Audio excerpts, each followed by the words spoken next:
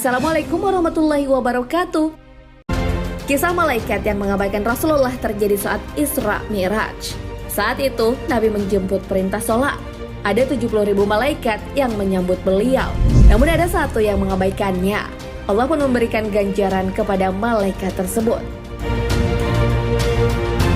Kisah ini termaktub dalam kitab Mukasyafatul Qulub, karya Hujjatul Islam Al-Imam Abu Hamid Muhammad bin Muhammad. Ketika Rasulullah melintas langit, sudah ada 70.000 malaikat yang siap menyambut beliau. Semua malaikat tentu saja sangat menghormati kekasih Allah itu. Namun lain halnya dengan malaikat yang satu ini. Ia tidak berdiri menyambut kedatangan Rasulullah Shallallahu Alaihi Wasallam. Hal ini pun membuat Allah marah. Malaikat itu pun harus menerima hukuman dari Allah Subhanahu wa Ta'ala. Kedua, sayapnya dipatahkan. Tak sampai di situ, ia pun juga diasingkan ke bumi, tepatnya di sebuah gunung Qaf yang tinggi.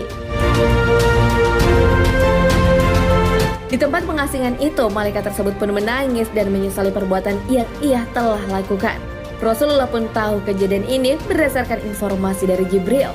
Malaikat Jibril berkata kepada Rasulullah, "Ya Rasulullah Shallallahu Alaihi Wasallam, aku telah melihat ada seorang malaikat langit berada di atas singgasananya.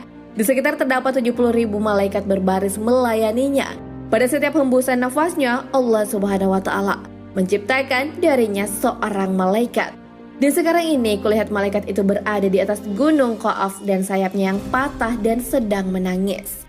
Malaikat Jibril sempat dimintai untuk menolong malaikat tersebut. Malaikat itu pun menjelaskan alasan ia berada di tempat pengasingan itu.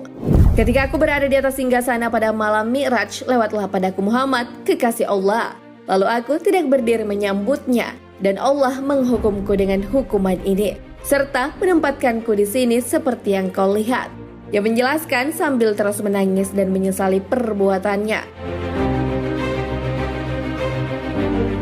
Mendengar permintaan itu, Jibril pun mencoba menolong malaikat itu. Jibril pun merendahkan diri di hadapan Allah Subhanahu wa Ta'ala untuk meminta pertolongan. Allah pun berfirman, "Hai Jibril, katakanlah agar dia membaca salawat atas kekasihku Muhammad Sallallahu Alaihi Wasallam." Jibril yang telah mendengar perintah Allah itu pun langsung mengabarkannya kepada malaikat itu. Malaikat yang mendapat hukuman itu pun langsung bersalawat kepada Nabi Muhammad Sallallahu Alaihi Wasallam dan mendapat ampunan dari Allah Subhanahu wa Ta'ala. Dan setelah mendapat ampunan, Allah pun menumbuhkan sayap malaikat tersebut dan mengembalikannya ke singgasananya, tempatnya semula.